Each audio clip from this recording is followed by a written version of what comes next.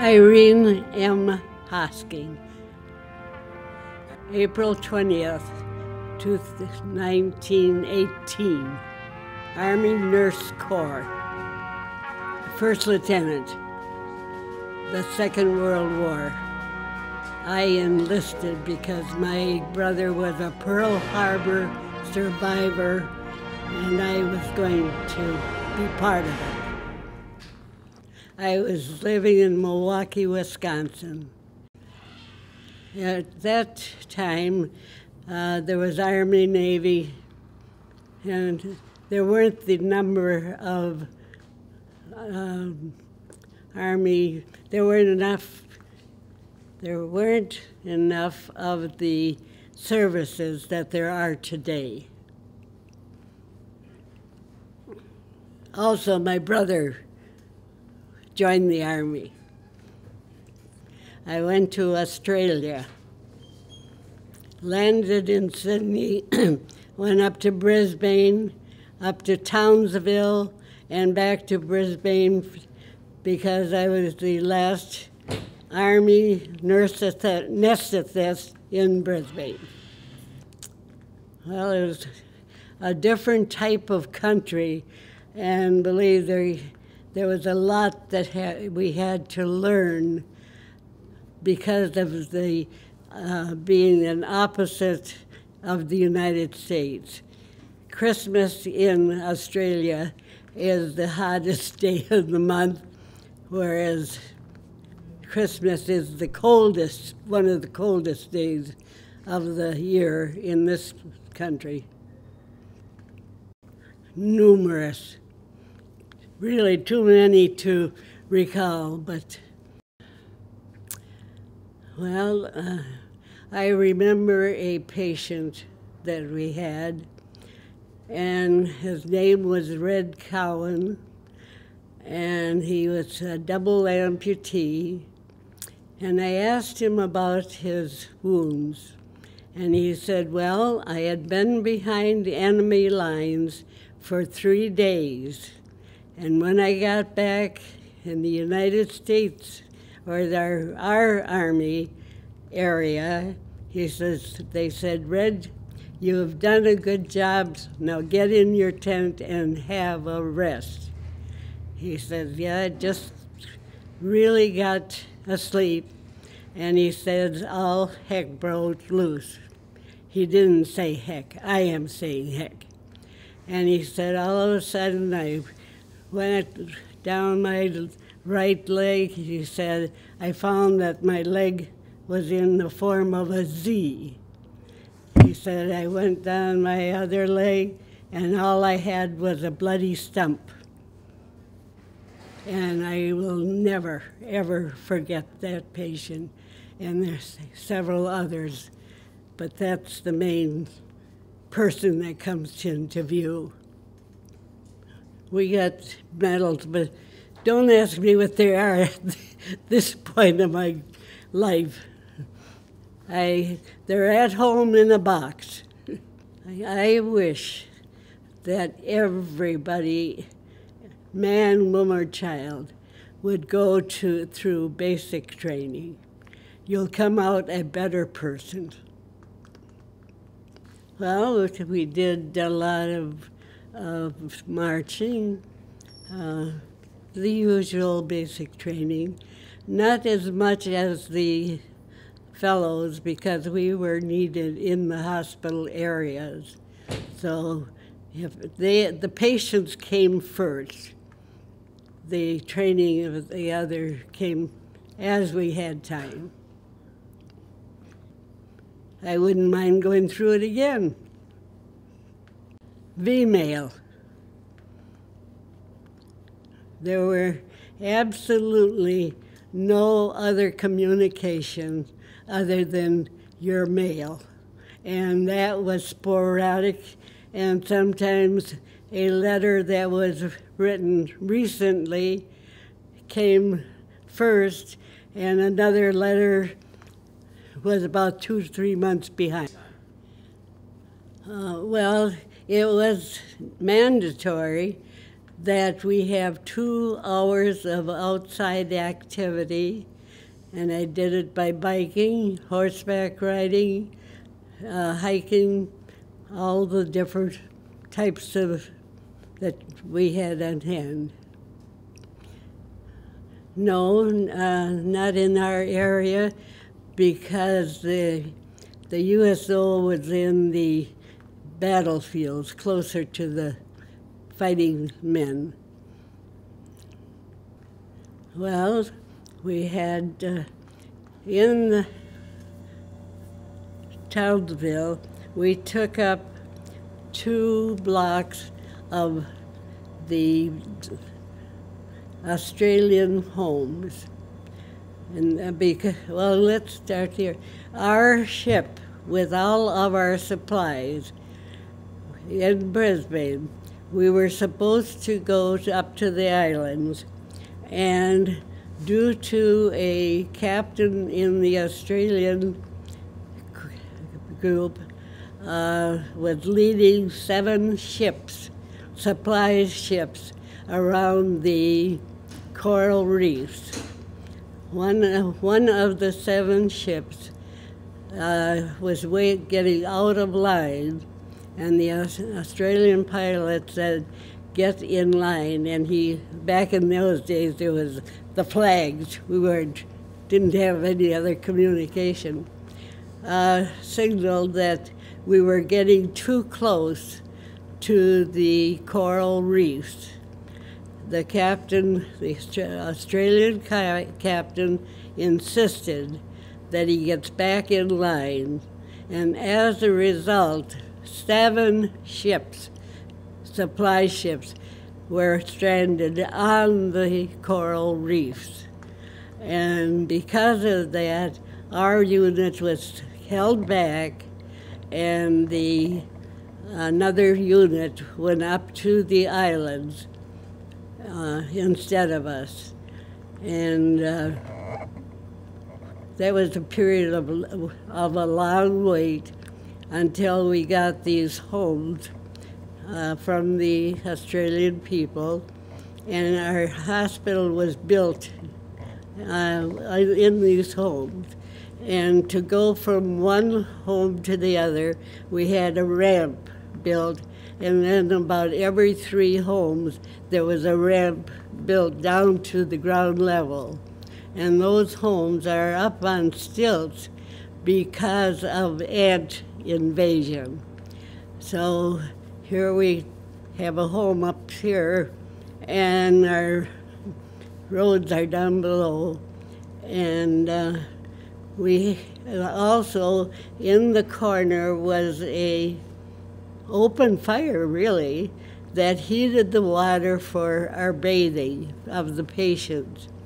And one of those got caught on fire, the corner there, and our ward master put the fire out, and we had quite a big doing. We made a paper purple heart and pinned it on him. That was some of the. There were some other instances, but that was one of the humorous ones. Yes. We were not supposed to, because our logs could have been captured by the enemy, but I had one, and I entered in time, place, a lot of things, and I wished I had brought one with me. But a couple from Corunna, their name was Debbie and Bob Bentley, had, when they retired, did go through the book and just typed up the material. And if I had known then what I know now, it would have been more detailed, because all I wanted to do is put down the bare facts at that time, so that I could, in rereading these little captions, I could remember what happened on certain days and when and how. And anyway, they did type that up so I was going to give it just to my family. Well, when they got it typed up, Michigan State decided that they would want to put it in book form, which they did. And I do have the books. And they have been on sale at the University of, not the University, Michigan State University. Well, certainly, the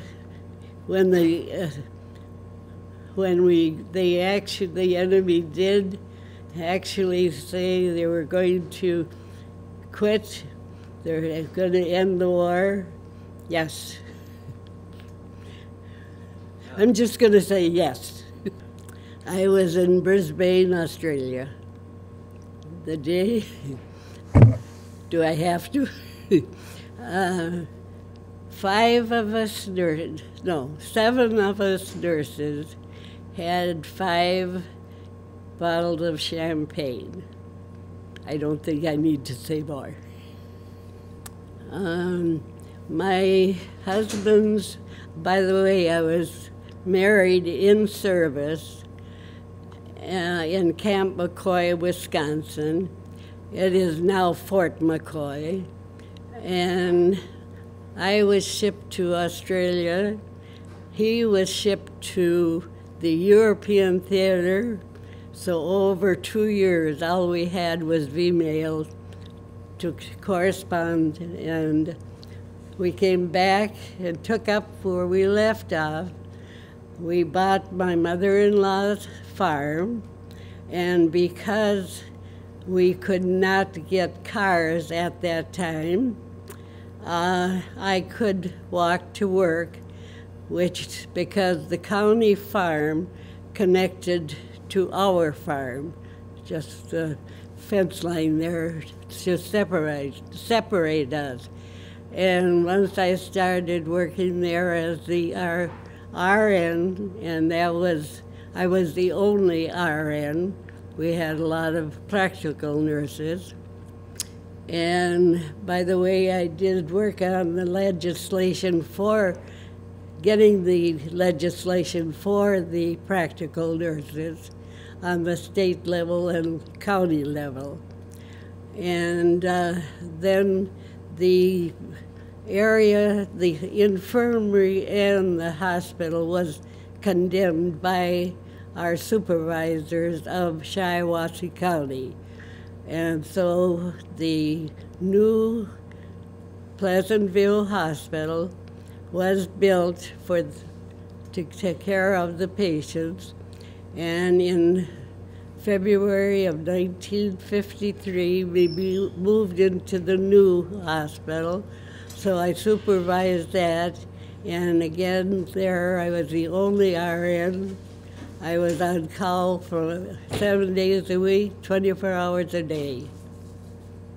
And now the new one is going to be opening, I understand, in November of this year, the new Pleasant View Hospital.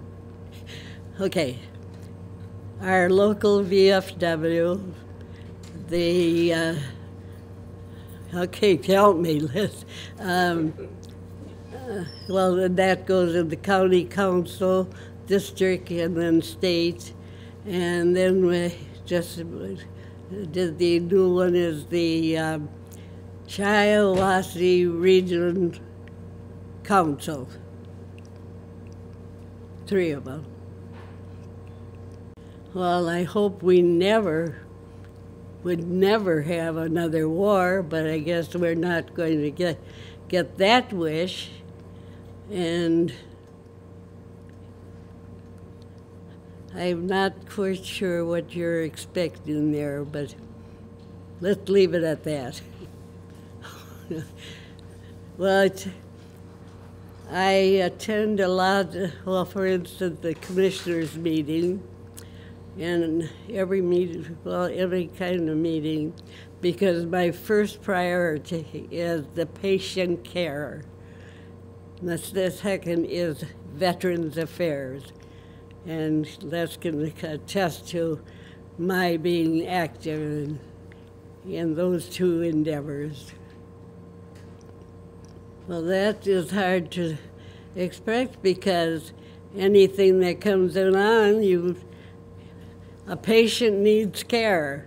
You drop everything and take care of that patient. You could be sleepy, you could be thirsty, you could be hungry, but that patient comes first. That's the priority. The first thing I would say is please read Audie Murphy's book. And all you have to do is read his book and you'll find out.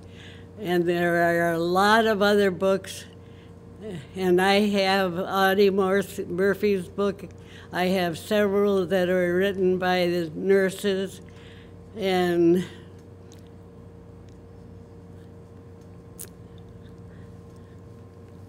some of the nurses that were behind enemy lines.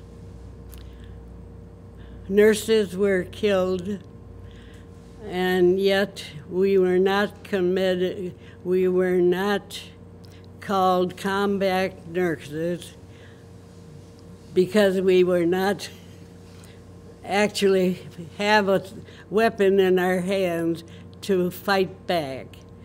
But at the same time, the same type of shrapnel, the same type of injuries the nurses did receive, and they died.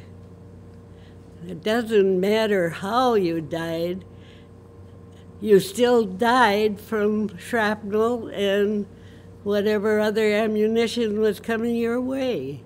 You were in their way and you got it. The only thing I can say about that is that if you are not a veteran, you will never understand what they went through. Trying to heal their wounds. I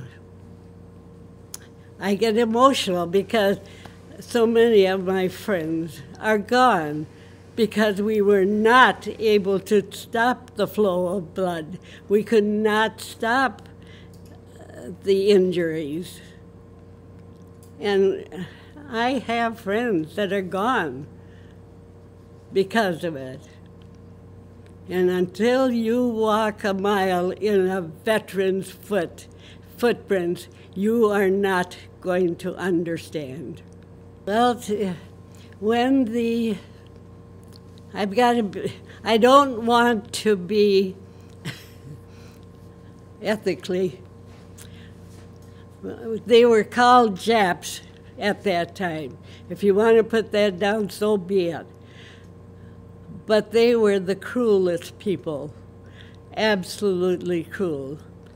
And if you want to, well, there's a couple of movies out now that I think helps to describe at the time. But when they decided that maybe they are not going to win, all of us nurses would stand by our radios, and that is all we had were radios, and waiting for that time when they say we quit.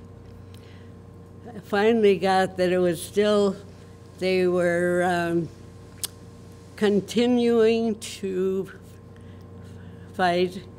And so instead of all of us staying up and getting tired, we appointed one girl at a time to listen to the radio. And as it happened, I had a patient and I was anesthetizing him. And I think at that time I was doing a spinal. By the way, I did spinals in the end because that is the type of anesthesia the doctors wanted. And I have a lot of them to my credit. And he was laying on the table, all prepared to have surgery, and it came through that they finally said they were going to quit. No more war. So I asked the patient, it was an elective surgery. It was a herniatomy. And so I asked him, do you want to continue with the surgery or do you want to celebrate? And he says, I'm on the table, I would like to get this done. So we did go on with the spinal, and we performed the surgery. And one of the biggest rules was absolutely no alcohol in the hospital area.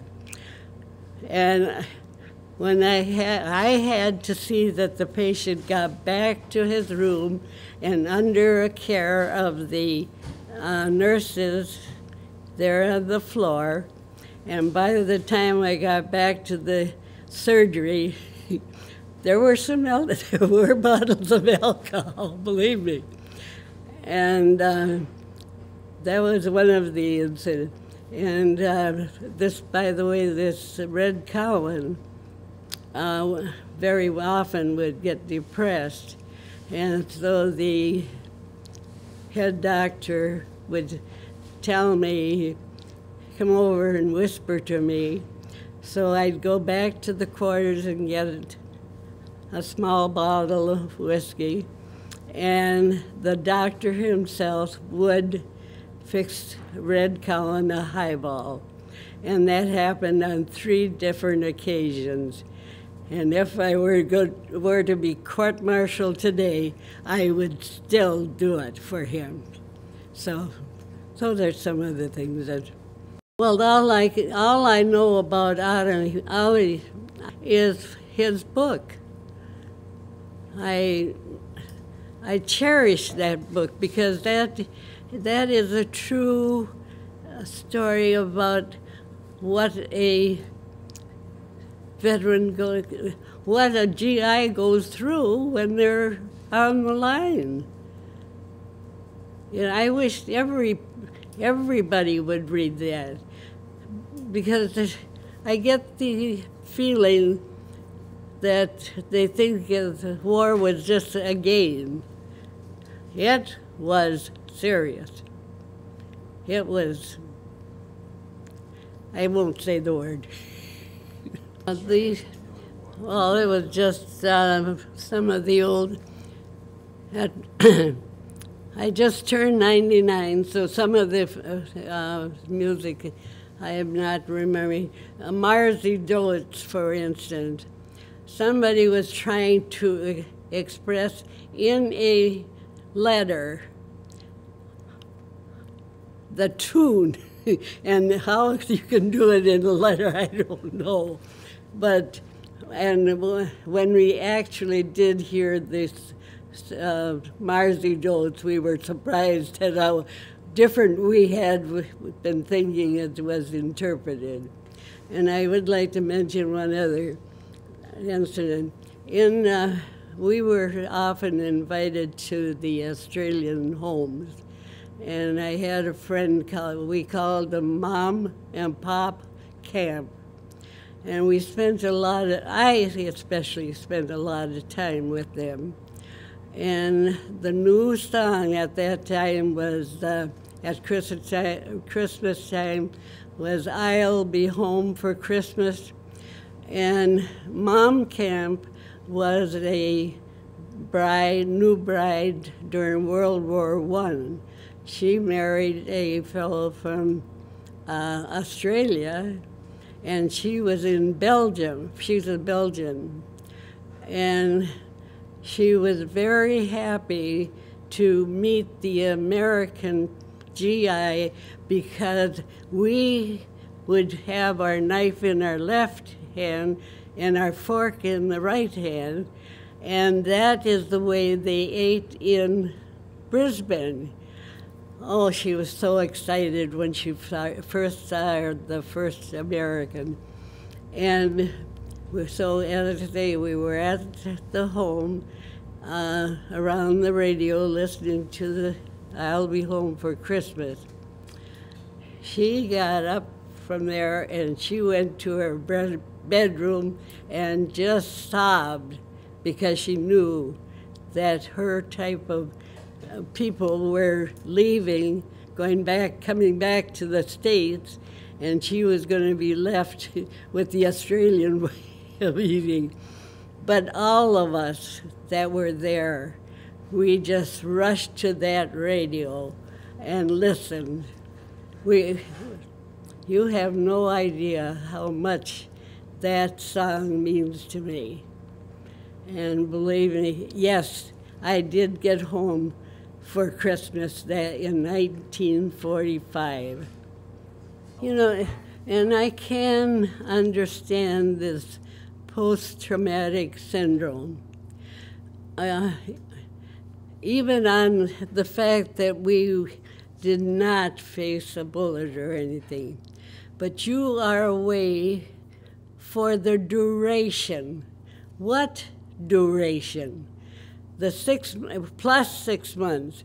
The 6 months we could deal with, but what is duration? When is it going to end?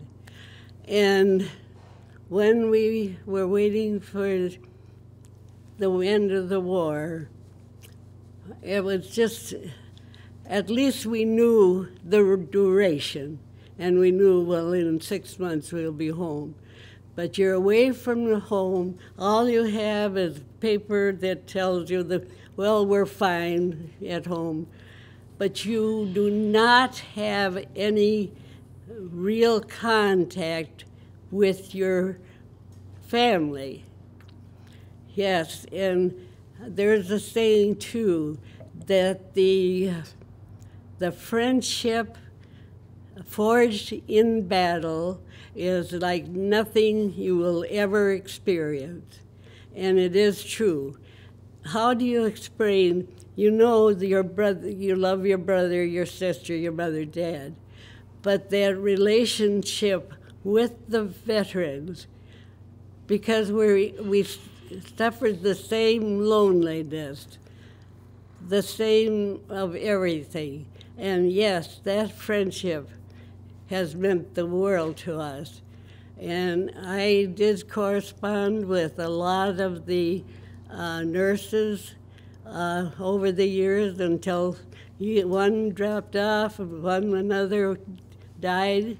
And at this point, I do not have, that I know of, I have not one person, military person, that is alive today that I could swear is alive. And well, they're all in their 90s, and so many of them died early, so many of them. So I am very, very happy that I joined. I wish there had not been a war, but the fact that I was part of it, I wouldn't give that time up for millions. It is an experience that has helped me be the person I am today, and I'm being influenced by that experience to this day. And I have a lot of irons in the fire that I am trying to get the details done so I can say, I can rest now. But at 99, I still have too many projects to go. Well, as I say, the friendship forged in battle cannot be duplicated. And every one of these fellows, they are my brothers. And I love them dearly.